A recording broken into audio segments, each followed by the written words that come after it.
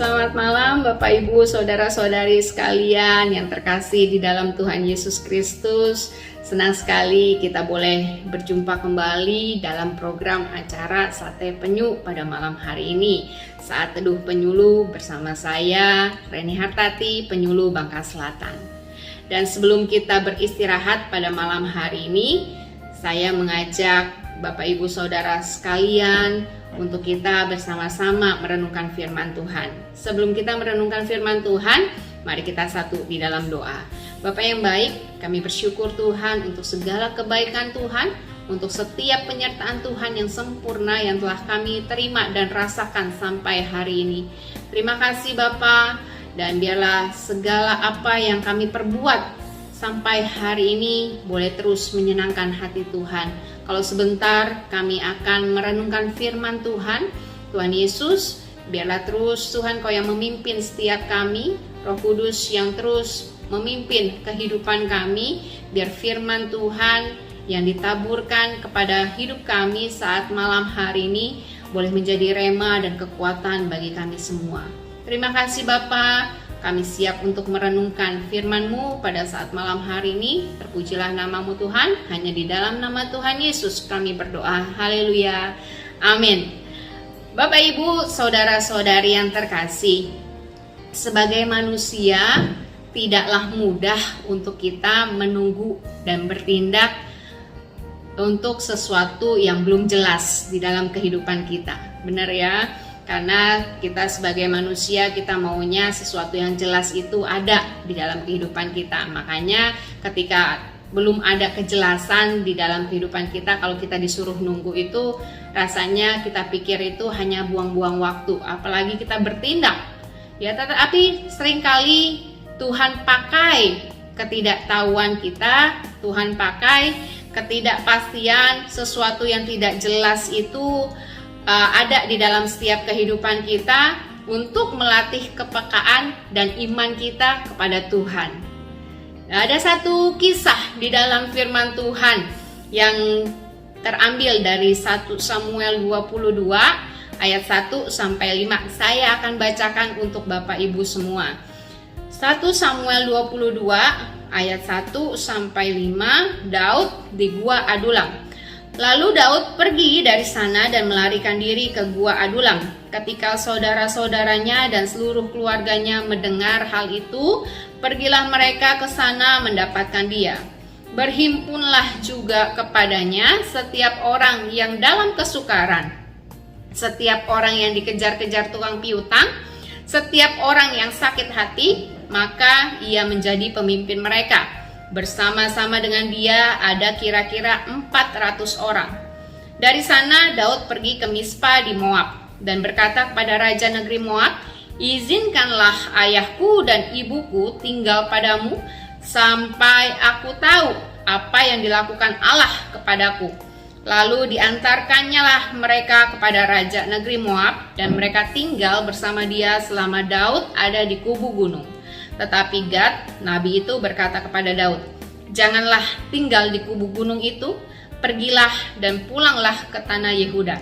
Lalu pergilah Daud dan masuk ke hutan Keret. Bapak Ibu, saudara-saudari yang terkasih, tadi bacaan firman Tuhan mengingatkan kepada kita bahwa satu kisah dari seorang yang bernama Daud.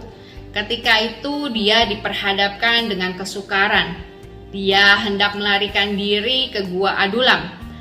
Dan ternyata di gua itu ada orang-orang yang dikejar-kejar pula tukang piutang. Ya, ada orang-orang yang sakit hati dan di sana dikatakan dia Daud menjadi pemimpin mereka. Dan jumlahnya pun tidak sedikit. Ternyata ada 400 orang yang di dalam satu situasi yang bermasalah. Nah, Bapak Ibu saudara-saudari, ketika di suatu situasi yang demikian, Daud meminta kepada Raja Moab supaya Raja Moab itu mengizinkan ayah dan ibunya itu tinggal di negeri Moab. Dan kita perhatikan sampai dikatakan di ayat 3, Daud itu berkata kepada Raja Moab, sampai aku tahu apa yang dilakukan Allah kepadaku. Daud meminta Raja Moab mengizinkan supaya ayah dan ibunya itu tinggal di negeri mereka, tapi ada akhirnya sampai aku tahu apa yang dilakukan Allah kepadaku. Nah, ketika waktu itu akhirnya Daud dia mengerti, dia mau mencari apa yang menjadi kehendak Tuhan dan pimpinan Tuhan di dalam kehidupannya. Pada akhirnya melalui Nabi Gad di ayat 5, Tuhan memerintahkan Daud agar Daud itu dan orang-orang yang bersamanya pulang ke tanah Yehuda. Baru disitulah berdasarkan firman Tuhanlah Daud itu kemudian bertindak sehingga Daud dan orang yang bersamanya luput dari kejaran Raja Saul. Bapak Ibu, saudara-saudari yang terkasih, dari kisah Daud ini, disinilah kadang-kadang juga apa yang kita hadapi. Kadang-kadang kita diperhadapkan dengan situasi yang membingungkan karena ketidakpastian, karena ketidaktahuan kita. Saat kita berdoa, ternyata kita tidak langsung mendapatkan jawaban Tuhan. Kita tidak langsung Tuhan itu kasih tahu secara konkret apa yang harus kita lakukan dan kita tempuh. Tetapi seperti firman Tuhan di dalam Efesus 5 ayat 17 dikatakan supaya kita berusaha mengerti kehendak Allah. Disinilah sikap mengandalkan Tuhan dan ketaatan kita diuji, Bapak Ibu saudara-saudari semua. Disinilah kita harus terus belajar, cari tahu apa yang menjadi kehendak Tuhan. Dan kita mencari tahu juga bagaimana pimpinan Tuhan atas hidup kita. Dan biarlah setiap kita juga kita tetap minta hikmat dari Tuhan supaya kita berjalan tetap ada di jalurnya Tuhan. Dan biar jangan sampai kita ini melangkah tanpa pimpinan Tuhan. Karena ketika kita tidak berdasarkan firman-Nya, kita ini pasti akan terjatuh. Makanya kita harus melatih diri kita untuk taat setiap hari kepada firman Tuhan. Percayalah Bapak Ibu saudara-saudari sekalian, ketaatan demi ketaatan yang kita lakukan, yang kita bangun setiap hari akan menjadikan kita semakin peka. Semakin kita mengerti akan rencana Tuhan sepenuhnya di dalam setiap kehidupan kita. Dan sampai akhirnya kita tahu Tuhan itu mau bawa kita kemana. Nah, dan firman Tuhan juga katakan kita harus terus berusaha mencari kehendak Tuhan.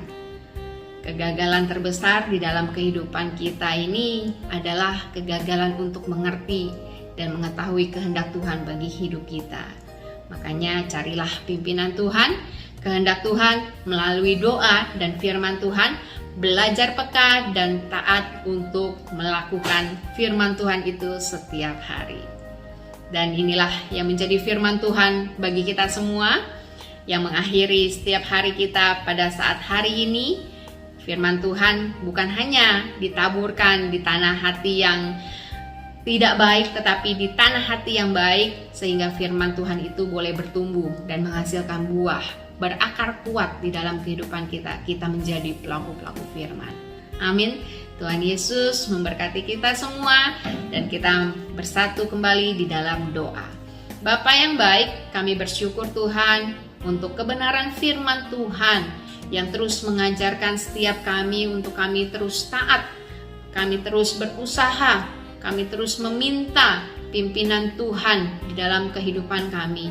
Ketika kami tahu di dalam satu dunia ini yang penuh ketidakpastian, tetapi kami tahu firman-Mu Tuhan yang pasti, yang terus menuntun kami, sehingga jalan-jalan kami hanya sesuai dengan kehendak Tuhan saja.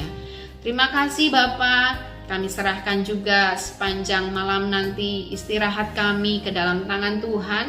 Biarlah Roh Kudus yang terus menjaga kehidupan kami, Roh Kudus yang ada bersama dengan kami. Terima kasih Tuhan, terpujilah namamu Tuhan, hanya di dalam nama Tuhan Yesus kami berdoa. Haleluya, amin.